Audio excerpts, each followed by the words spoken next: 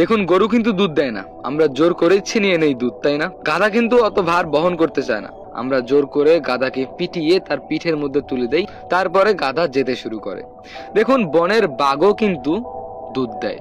আমরা কি ভুলেও দেখতে চাই যে বাঘ দুধ দেয় কি দেয় না? সিংহ কিন্তু একটা প্রাণী, তবে আমরা সিংহের উপর কোনো ভারী জিনিস চাপিয়ে দেই না।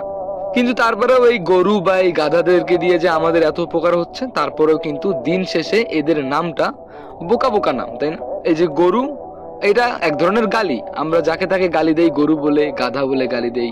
গাধারা অলস, মানে এই ধরনের একটা গালি বুঝায়, তাই না? কিন্তু তারা আমাদের অনেক উপকার করতেছে। আর বনের বাঘ সিংহ কিন্তু আমাদের কোনো উপকার করতেছে না, বরঞ্চ আমরা যদি তাদের সামনে যাই, তারা কিন্তু আমাদেরকে এক গাছে খেয়ে ফেলবে। তারপরেও আমরা শুধু তাদের নামে প্রশংসা করি। সিংহ বনের রাজা, বাঘের মতো হিংস্র কোনো প্রাণী নেই, শুধু আমরা সুনামি করে গিয়েছি, তাই না? কিন্তু যেই মানুষগুলো আমাদের পাশে থাকে, আমাদেরকে সবসময় হেল্প করে, আমাদেরকে মানসিক শান্তি দেয়, সবসময় চায় আমরা সুখে থাকি, ভালো থাকি, সেই মানুষগুলোকেই আমরা গাধার চোখে দেখি, গরুর চোখে দেখি। যেই মানুষগুলো আমাদের পাশে থাকে, দিন শেষে আমরা তাদেরকেই ভুলে যাই।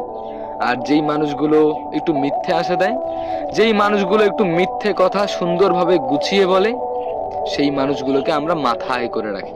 আসলে যেই মানুষগুলো আপনাকে সত্যিকারের ভালোবাসে, সত্যিকারের সাপোর্ট করে, সেই মানুষগুলো না সত্যিটাও অত সুন্দর করে গুছিয়ে বলতে পারে না। আর এই পুরো গল্পটা কিন্তু গরু আর গাধা বা সিংহ বাঘকে নিয়ে ছিল না, এটা ছিল আমাদের মানুষকে নিয়ে। আমরা শুধু তেলে মাথায় তেল দিতে জানি, জটা চুলের হাল কিন্তু আমরা কেউ বুঝতে জানি না।